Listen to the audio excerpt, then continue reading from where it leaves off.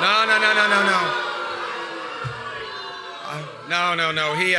No, guys, we live in a republic, and our voters make these decisions, and we respect that very much, and it was a big win. And I want to begin by thanking all of you here today. And I want you to know I am the beneficiary of the best group of supporters, the hardest working people I've ever been associated with. And I'm so grateful to you guys. Thank you. And not just here in Florida. Not just here in Florida, but around the country. Well, I love you too. I want you to know that you worked as hard, not just here, but all over the country. I want to talk to people in Iowa and in New Hampshire and in South Carolina and in the great state of Minnesota where I won, and in the territory of Puerto Rico and Washington, D.C. All over. We had a great team. We have a great team, and I'm so grateful for all the help that you guys have given us. I just want you to know there's nothing more you could have done. You worked as hard as anyone worked. I want you to know we worked as hard as we ever could. But, well, America's in the middle of a real political storm, a real tsunami, and we should have seen this coming. Look, people are angry and people are very frustrated. It really began back in 2007, 2008, with this horrifying downturn. Don't worry, you won't get beat up at our event.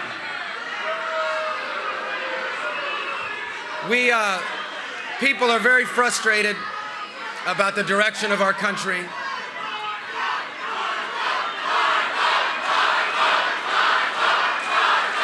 Thank you.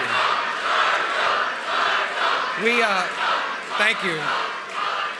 People are frustrated. In 2007 and 2008, there was a horrible downturn in our economy. And these changes to our economy that are happening are disrupting people's lives. And people are very upset about it.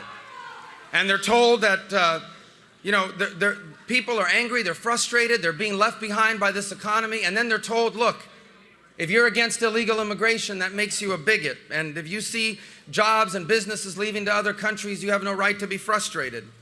They see America involved in the world and Americans spending money and losing their lives. And they see that there's very little gratitude for all the sacrifice America makes. And quite frankly, there's millions of people in this country that are tired of being looked down upon, tired of being told by these self-proclaimed elitists that they don't know what they're talking about and they need to instead listen to the so-called smart people. And I know all these issues firsthand. I've lived paycheck to paycheck. I grew up paycheck to paycheck.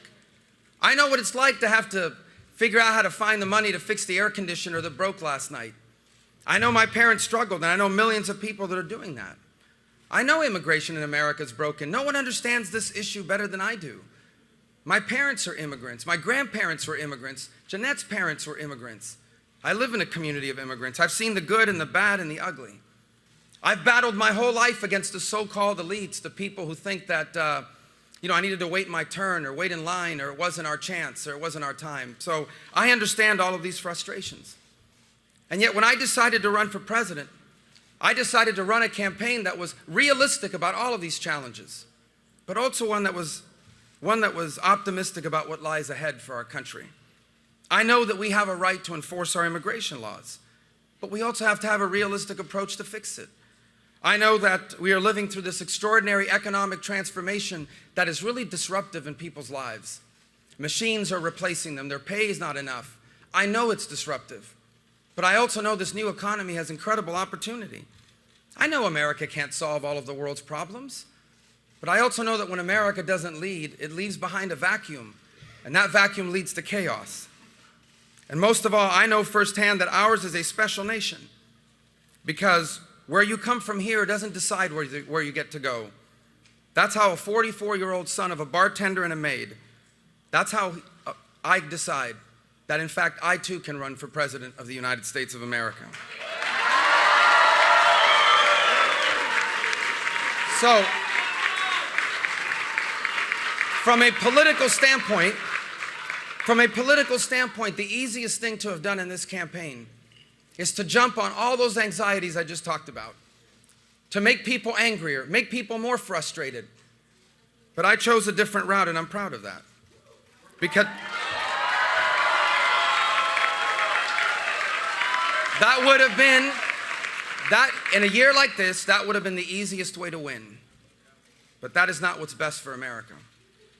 The politics of resentment against other people will not just leave us a fractured party.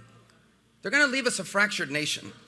They're going to leave us as a nation where people literally hate each other because they have different political opinions. That we find ourselves at this point is not surprising, for the warning signs have been here for close to a decade.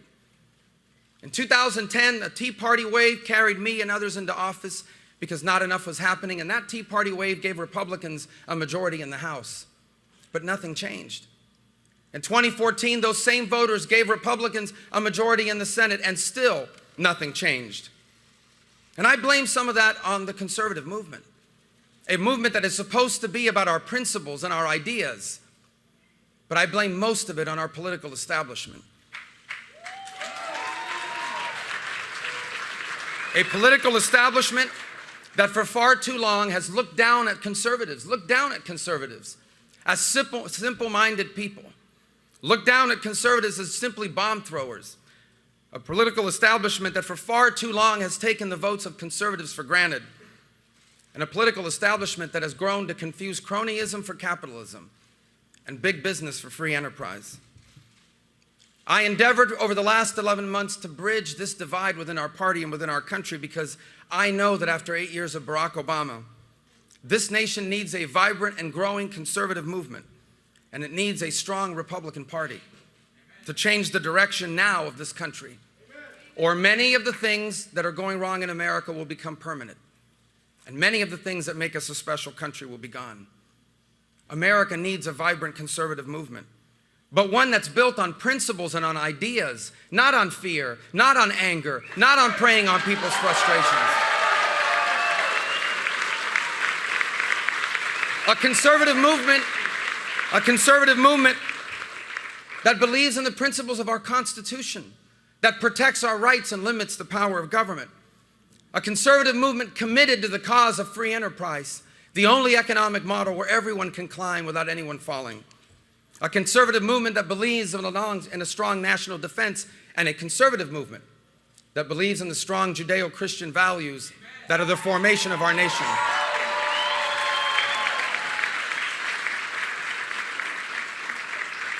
But we also need a new political establishment in our party. Not one that looks down on people that live outside of the District of Columbia. Not one that tells young people that they need to wait their turn and wait in line.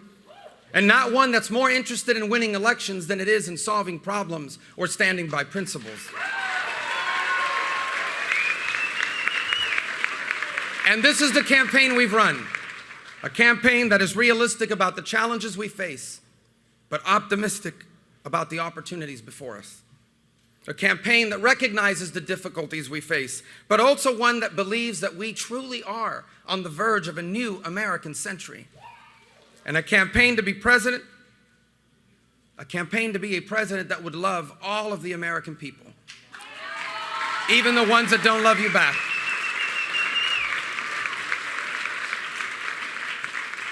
This is the right way forward for our party.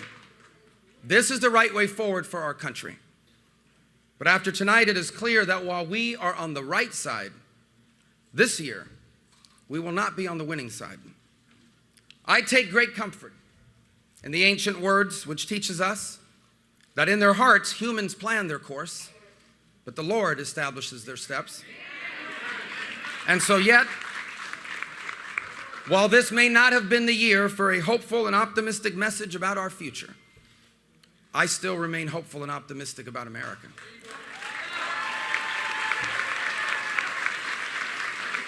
And how can I not? How can I not? My mother was one of 7 girls born to a poor family. Her father was disabled as a child. He struggled to provide for them his entire life. My mother told us a few years ago she never went to bed hungry growing up, but she knows her parents did, so they wouldn't have to. She came to this country in 1956 with little education, no money, no connections. My parents struggled their first years here. They were discouraged.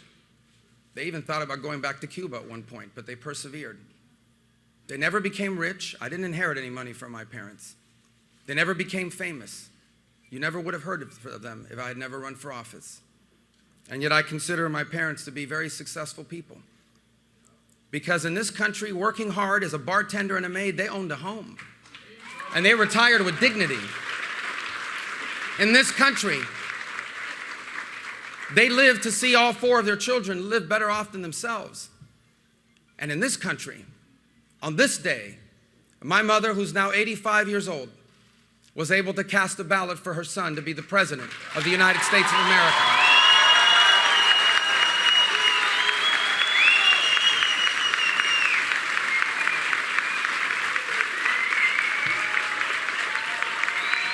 And so,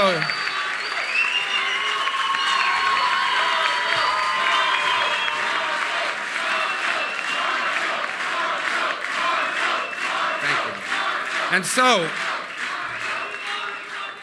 while it is not God's plan that I be president in 2016 or maybe ever, and while today my campaign is suspended, the fact that I've even come this far is evidence of how special America truly is. And all the reason more why we must do all we can to ensure that this nation remains a special place. I ask the American people, do not give in to the fear. Do not give in to the frustration. We can disagree about public policy. We can disagree about it vibrantly, passionately. But we are a hopeful people, and we have every right to be hopeful. For we in this nation are the descendants of go-getters. In our veins runs the blood of people who gave it all up so we would have the chances they never did.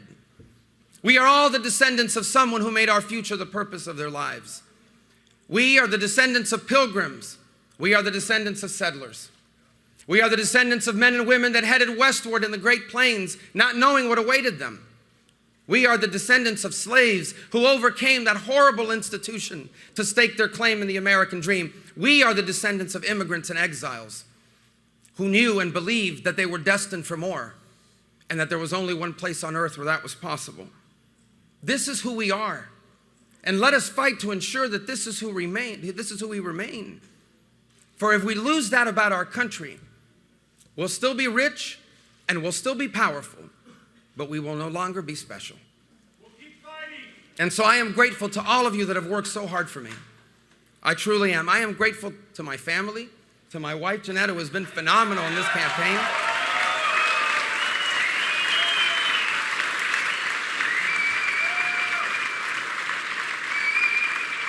To my 4 kids, who have been extraordinary in this campaign.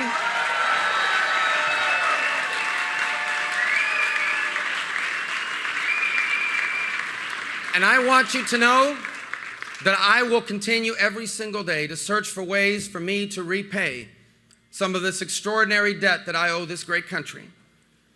And I want to leave with an expression of gratitude to God, in whose hands all things lie. He has a plan for every one of our lives. Everything that comes from God is good. God is perfect. God makes no mistakes. And He has things planned for all of us. And we await eagerly to see what lies ahead. And so I leave tonight with one final prayer. And I use the words of King David because I remain grateful to God. Yours, O Lord, is the greatness and the power and the glory and the victory and the majesty. Indeed, everything that is in the heavens and the earth. Yours is the dominion, O Lord. And you exalt yourself as head over all. Both riches and honor come from you, and you rule over all. And in your hand is power and might, and it lies in your hand to make great and to strengthen everyone. May God strengthen our people. May God strengthen our nation. May God strengthen the conservative movement. May God strengthen the Republican Party. May God strengthen our eventual nominee. And may God always bless and strengthen this great nation, the United States of America. Thank you, and God bless you all. Thank you very much.